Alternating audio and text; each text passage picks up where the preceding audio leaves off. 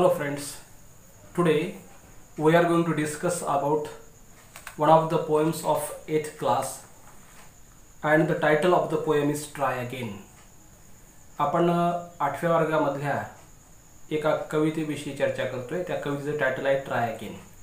Whenever we think about some inspiring words, at that times we should have to always think about try again. ज्यावेळेला काही प्रेरणादायी शब्दामध्ये आपण पाहतो विचार करतो त्यावेळेला ट्राय अगेन नावाचा हा शब्द आपल्याला इन्स्पायरिंग वर्ड्स आहे. In another words we can say that this words shows or indicate the advice. कोणीतरी आपल्याला केलेला हा उपदेश आहे असं वाटतं. But though it is advice but instead of that this words inspire of us. जरी सुद्धा हा उपदेश असला तरी सुद्धा ट्राय अगेन म्हणजे पुन्हा प्रयत्न कर हा जो शब्द आहे हा शब्द आपल्याला इन्स्पायरिंग वर्ड्स वाटतं. It means it gives us energy. कधी when we become failure in something. काही गोष्टीमध्ये किंवा एखाद्या याच्यामध्ये जेव्हा आपण फेल्युअर होतो त्यावेळेला इन्स्पायरिंग वर्ड जर कोणता असेल तर तो असतो ट्राय अगेन म्हणजे पुन्हा प्रयत्न कर. It means with the help of this poem poets want to tell us some inspiring things with the help of this poem. The title of this poem is Try Again. या कवितेचं title काय आहे? Try again म्हणजे पुन्हा प्रयत्न कर किंवा पुन्हा प्रयत्न करा अशा अर्थाने. ओके, मी पुन्हा प्रयत्न कर यासाठी म्हटलं की ॲडव्हाइस जो असतो आपल्यापेक्षा ज्येष्ठ व्यक्तीकडनं ॲडव्हाइस दिलेला असतो त्यामुळे तो आपलेपणा इंडिकेट करण्यासाठी पुन्हा प्रयत्न कर अशा अर्थाने आपण या ठिकाणी यूज केला. पुन्हा प्रयत्न करा म्हटलं तर त्या ठिकाणी सिंग्युलरच्या ऐवजी प्लुरल फॉर्म आलेला असेल. सिंग्युलरसाठी या ठिकाणी पुन्हा प्रयत्न कर ट्राय अगेन. बघा ट्राय अगेन मधला अगेन हा जो शब्द आहे this again words tell us or recalls remember us our failure. म्हणजे आपल्या अपयशाविषयीची आठवण करून देणारा शब्द अगेन आहे. ट्राय अगेन असं जेव्हा म्हटलं जातं तेव्हा it become inspiring words for all of us. आपल्याकरता तो इन्स्पायरिंग वर्ड्स असतो. It means what type of suggestion or what type of advice poets want to do here. We will just try to know with the help of this poem by reading this poem. नेमका कुठला उपदेश कवीने आपल्याला केला तो आपण कविता वाचू आणि त्याचा अर्थ लक्षात घेऊ. After that we will just try to know how to face the problems and difficulties and failure in the life and how to overcome all the problems and difficulties. या सर्व समस्येवर मात कशी करायची याविषयी कुठल्या प्रकारचा ॲडव्हाइस पोएटने दिला तो आपल्याला या ठिकाणी पाहायचा आहे. Before that we should have to know that try again this title shows or indicates us it is nothing but the advice given by the poet to all of us. आपल्या सर्वांना कवीने दिलेला हा उपदेश आहे. ट्राय अगेन म्हणजे पुन्हा प्रयत्न कर. ओके, बघा tease a lesson you should heed. Tease आहे या ठिकाणी. टीज जरी असलं तर it is a ॲब्रिव्हिएशन form contracted form of it is म्हणजे काय संक्षिप्त रूप आहे. कशाचं? इट इजचं संक्षिप्त रूप आहे टीज. ओके, म्हणजे इट इज अ लेसन. हा लेसन म्हणजे पाठ आहे, धडा आहे. It is a lesson you should heed. It means it is a lesson and you should have to listen this lesson very carefully with full attention. म्हणजे हा एक पाठ आहे आणि हा पाठ तो काळजीपूर्वक ऐकला पाहिजे, पूर्ण लक्ष देऊन तो ऐकला पाहिजे. It is a advice given by the poet in the first line of the poem. या पोएममधल्या पहिल्या ओळीमध्ये कवीने आपल्याला सांगितले की हा लेसन आहे आणि you should have to pay your attention towards this lesson. या लेसनकडे या पाठाकडे तू तुझं लक्ष पूर्णतः कॉन्सन्ट्रेट केलं पाहिजे, पूर्ण लक्ष देऊन तू लिसन केलं पाहिजे. हा लेसन जो आहे तो काळजीपूर्वक लिसन केला पाहिजे, ऐकला पाहिजे. ट्राय अगेन पुन्हा प्रयत्न कर. कुठला लेसन आहे? ट्राय अगेन नावाचा लेसन आहे. लक्ष देऊन तू ऐक. कुठला लेसन? ट्राय अगेन पुन्हा प्रयत्न कर. If at first you don't succeed try again. If shows or indicate the condition. Condition म्हणजे जर तर. या ठिकाणी जर at first you don't succeed. जर तू फर्स्ट म्हणजे at the first time of your attempt if you do not succeed in your work. जर तुझ्या कुठल्याही कामामध्ये पहिल्या प्रयत्नामध्ये जर तू सक्सीड झाला नाही, यशस्वी झाला नाही तर काय कर? ट्राय अगेन पुन्हा प्रयत्न कर. Then your courage should appear. For if you will preserve, persevere, त्या ठिकाणी परसिवर आहे बघा या ठिकाणी. Then your courage should appear, म्हणजे त्यावेळेला तुझं करेज ॲपर म्हणजे दिसेल. It means when your what we can say that you try again, तू जेव्हा पुन्हा प्रयत्न करशील at that times your activity shows or indicate your courage. courage म्हणजे काय, ध्येय किंवा हिम्मत. तुझी जी हिम्मत आहे कशाविषयीची, तर to face the problems, to face the failure which again try again, फेल्युअरला किंवा अपयशाला पुन्हा प्रयत्न करून तू जेव्हा फेस करशील त्यावेळेला तुझं जे करेज आहे, करेज म्हणजे हिम्मत किंवा ध्येय, ते दिसेल. फॉर इफ यू विल परसिवर्स, म्हणजे जर त्याकरिता तू यू विल परसिवर, तू सारखा त्याचा जर पिच्छा करत राहिला, पाठलाग करत राहिला, तर त्यावेळेला तुझं करेज म्हणजे तुझी हिम्मत त्या ठिकाणी दिसेल.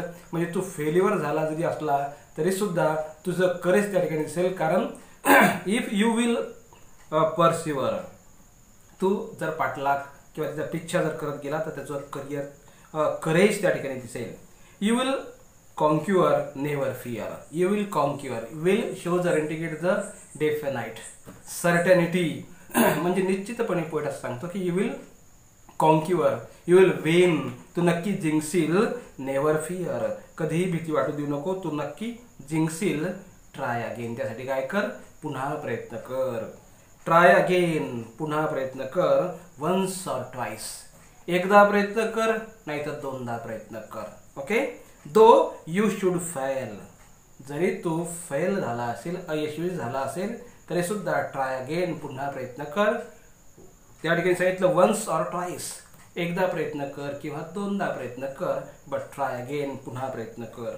If you would at last prevail, if you would, जर तू एकदा लास्ट प्रिव्हेल, शेवटी जर तू याला प्रिव्हेल केलं, प्रिव्हेल म्हणजे वर्चस्व निर्माण केलं, वर्चस्व जर तू मिळवलं तर ट्राय अगेन, त्यासाठी तुला काय करावं लागेल, पुन्हा प्रयत्न करावा लागेल. If you would at last, जर तू शेवटपर्यंत तुला वर्चस्व जर निर्माण करायचं तर काय कर, तू ट्राय अगेन, पुन्हा प्रयत्न कर.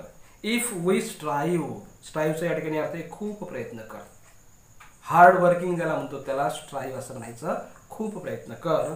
If we strive tease no disgrace, बघा खूप प्रयत्न कर. जर तू खूप प्रयत्न करू शकला, जर तू हार्ड वर्किंग करू शकला, टीज नो डिग्रेस, तर त्याचा हार्ड वर्किंगचा डिसग्रेस म्हणजे काय, कमीपणा वाटू देऊ नको. तो खूप जर परिश्रम करू शकला, खूप प्रयत्न करू शकला, खूप हार्ड वर्किंग करू शकला, आणि या हार्ड वर्किंगमध्ये जर तुला कमीपणा वाटला नाही, टीज नो डिसग्रेस म्हणजे it is not a disgrace, तो काही कमीपणा नाही. Hard working is not the disgrace, it is the advice to all of us bye the poet. कवी करणं आपल्याला हा ॲडवाइस आहे, उपदेश आहे की कठोर मेहनत करणं यामध्ये कुठल्याही प्रकारचा कमीपणा नाही, लक्षात घ्या. Though we do not win the race, जरी सुद्धा आपण रेस म्हणजे स्पर्धा जिंकलो नाही तरी सुद्धा what should we do in that case, परंतु त्या केसमध्ये, त्या प्रकरणामध्ये आपण काय केलं ते महत्त्वाचं आहे.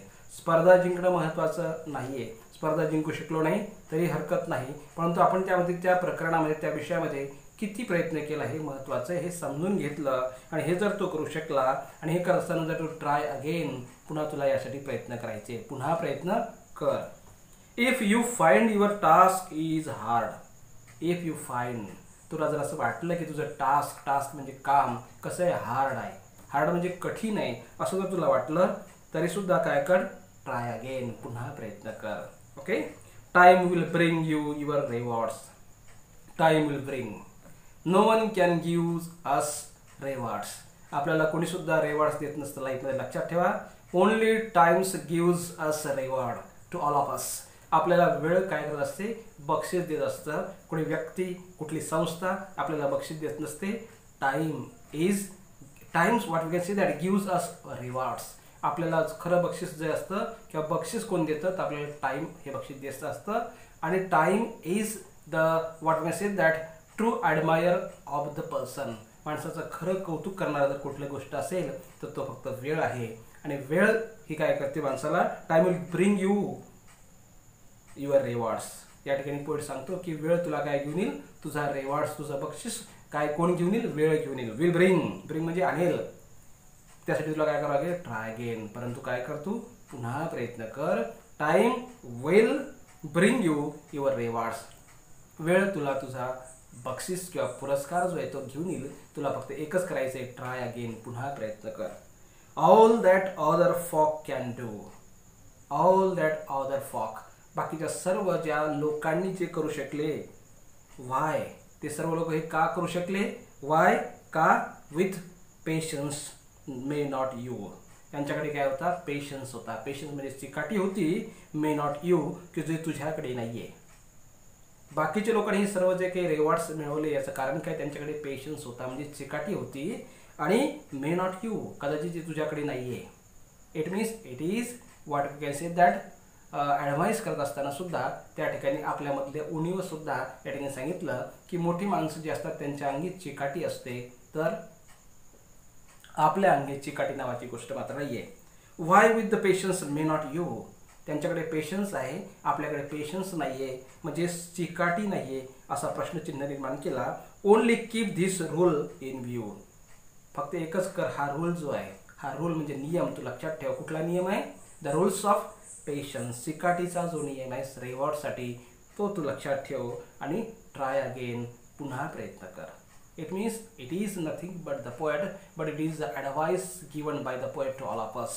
आपल्या सर्वांना कवीने दिलेला हा उपदेश आहे आणि आपण हा उपदेश कायमस्वरूपी लक्षात ठेवा. Because failure and success both are the two side of the life. जीवनाच्या दोन बाजू आहेत, यश आणि अपयश. It means when we just come in contact with the failure, जेव्हा आपण अपयशाच्या संपर्कामध्ये किंवा अपयशी होऊ त्यावेळेला नेव्हर फिअर, कधीही भीती वाटू देऊ नका, बट ट्राय अगेन, पुन्हा प्रयत्न करा. हा जो ॲडवाईस आहे, हा ॲडवाईस आपण सर्वांनी लक्षात घेऊ आणि लक्षात घ्या सर्वांनी. असेच अनेक छान छान व्हिडिओ तुम्हाला पाहिजे असतील तर आमचं हे चॅनल नक्की सबस्क्राईब करा, लाईक करा आणि कमेंट्स करायला विसरू नका. यामधले डिफिकल्ट वर्ड्स जे आहेत डिफिकल्ट वर्ड्स वहीमध्ये लिहून घ्या. यामधल्या ॲक्टिव्हिटीज ज्या आहेत ॲक्टिव्हिटीज तुम्ही ही संपूर्ण पोयम वारंवार ऐकून त्या ॲक्टिव्हिटीज सॉल्व करा. Instead of that if you have any problems you can ask me by comments in comments box, and you can what we can say that tell me your problems also. तुमची समस्या सुद्धा मला तुम्ही सांगू शकता. तुम्हाला poem कशी वाटली ते कमेंट्स बॉक्समध्ये लिहायला नक्की विसरू नका. सर्वांना परीक्षेसाठी, अभ्यासासाठी ऑल द बेस्ट.